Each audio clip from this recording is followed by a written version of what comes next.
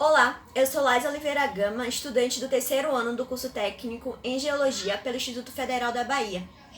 Participo do projeto sobre a contribuição dos corais para o estudo das mudanças climáticas globais, orientado pela professora Priscila Martim Gonçalves. Esse projeto foi contemplado com uma bolsa de financiamento interno pelo IFBA. Sabe-se que o clima e a temperatura da Terra mudaram naturalmente ao longo do tempo em diferentes escalas. Entretanto, ainda existem diversas incertezas sobre a mudança climática atual. Sobretudo, se questiona se há ou não interferência antropogênica no aquecimento global. Nesse contexto, compreender os processos climáticos sem interferência humana permite dimensionar o real impacto das intervenções antropogênicas no planeta. A temperatura superficial do mar é modificada a qualquer mudança climática, de tal modo que essas mudanças são refletidas nos organismos que vivem neste ambiente, como os corais. Dessa forma, os registros de corais escleractíneos permitem a reconstrução das temperaturas passadas. Essa reconstrução está vinculada ao fato de que os elementos químicos como estrôncio, magnésio, bário, os isótopos de oxigênio e carbono incorporados no esqueleto dos corais estão vinculados também à temperatura. Logo, a compreensão dos corais fósseis como reconstrutores de temperaturas passadas é de grande importância para colaborar com o entendimento dos processos naturais que envolvem os fenômenos climáticos, de tal modo que se possa saber exatamente onde está o impacto da ação do humano nas mudanças do clima. Além disso, entende-se que a melhoria da compreensão das variações climáticas locais podem resultar em um aumento da capacidade de entender as mudanças climáticas globais. Sabendo que a divulgação de informações sobre os corais como arquivos climáticos ainda é escassa, este trabalho se justifica em investigar e disseminar, em uma linguagem acessível, informações sobre esses arquivos climáticos, com destaque na influência antrópica do clima. A presente pesquisa objetiva mapear em escala de detalhe a distribuição dos corais fósseis no litoral norte da Bahia, além de comparar o comportamento dos dados de delta-oxigênio do testemunho fóssil e recente da espécie Mucismilia brasiliense, de modo a compreender a variação da temperatura no presente e no Holoceno tardio.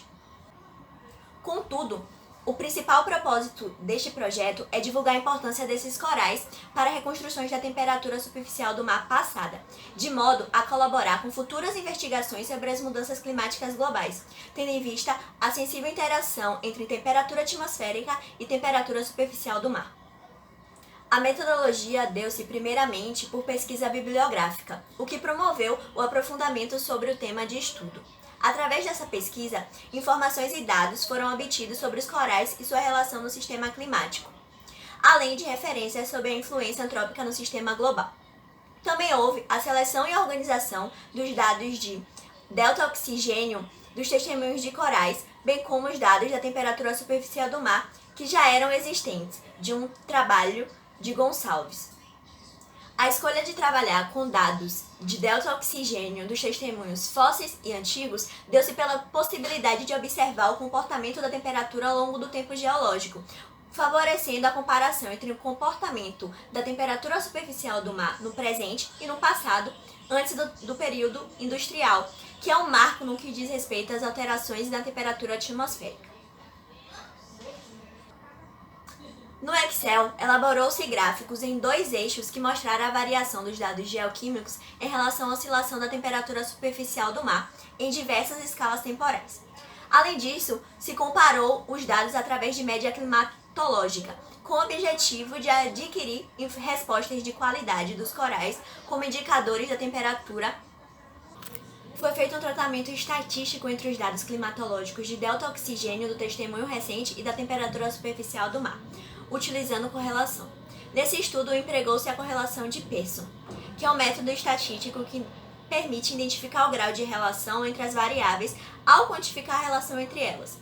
Nesse contexto, quanto mais o coeficiente de correlação se aproximar de 1 ou de menos 1, é indicativo de boa relação entre as variáveis. Além disso, a normalização de dados da temperatura superficial do mar e do delta-oxigênio também foi feita. A normalização é a técnica de tratamento de dados que permite transformar todas as variáveis em uma escala comum, sem distorcer ou perder informações. Tal método é necessário quando os parâmetros possuem escalas muito diferentes, como o em caso estudo.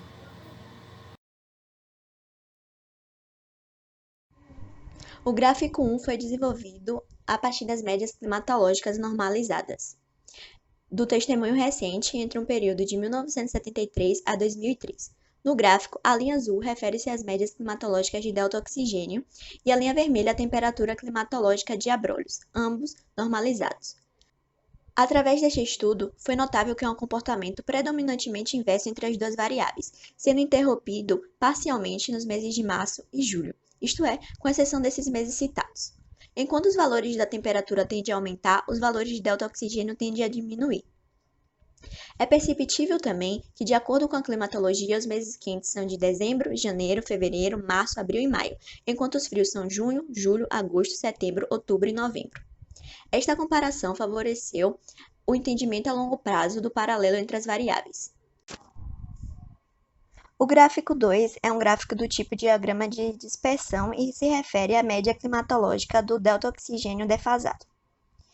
Esse gráfico foi construído com a correlação entre os dados climatológicos de delta-oxigênio do testemunho recente e a temperatura superficial de Abrolhos, da Bahia.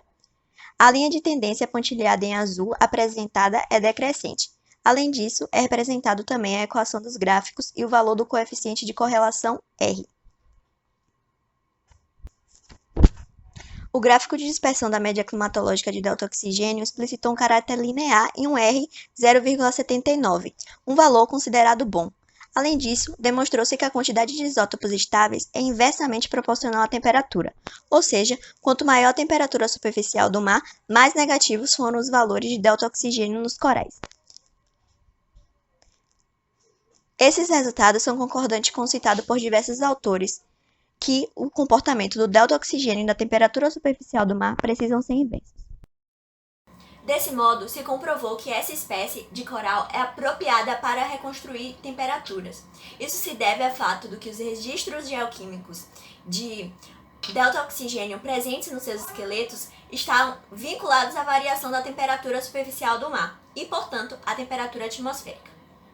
Devido à comprovação desse coral ser um bom reconstrutor de temperaturas, verificou-se também os dados de delta-oxigênio do testemunho fóssil. Construí um gráfico com os dados de delta-oxigênio no testemunho subfóssil.